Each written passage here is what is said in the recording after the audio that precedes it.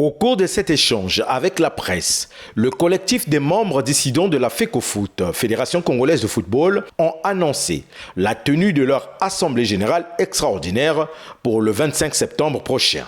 Nous convoquons l'assemblée générale conformément au texte qui nous régisse pour le 25 septembre 2024.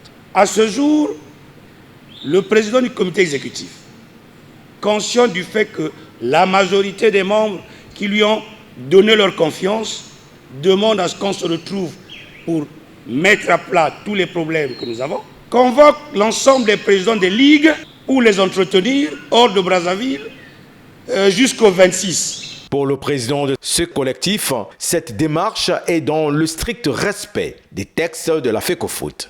Nous demandons une assemblée générale parce que c'est le cadre légal pour un dialogue dans notre institution. Où voulez-vous que nous allions discuter pour regarder ensemble les failles, les faiblesses, les points forts de la gestion de tel ou tel autre, si ce n'est au niveau de l'Assemblée générale. Une occasion pour les dissidents d'expliquer ce qu'ils reprochent au comité exécutif de la FECOFOOT.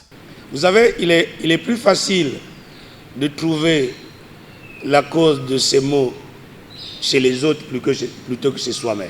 Quand vous avez un malheur qui vous arrive, c'est très facile de dire que c'est à cause d'un tel. Mais pour prendre le temps de faire une introspection à l'intérieur de vous-même et regarder est-ce que je n'ai pas failli quelque part, la moindre des choses, c'est de se remettre soi-même en question, puisque c'est la responsabilité de la FECOFOOT. D'abord, la question qu'on nous posera, c'est que quelle est votre responsabilité? Et vous voulez qu'on dise non, on n'a rien à voir dedans?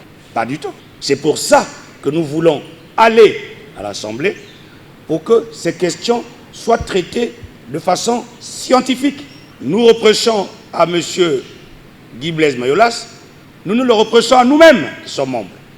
Ce conflit entre certains membres dissidents de l'Assemblée générale de la FECOFOOT et le bureau exécutif de la Fédération congolaise de football n'honore pas le football congolais et risquerait de conduire l'instance dirigeante de football vers une crise qui pourrait avoir des répercussions sur les échéances de l'équipe nationale qui pointe à l'horizon.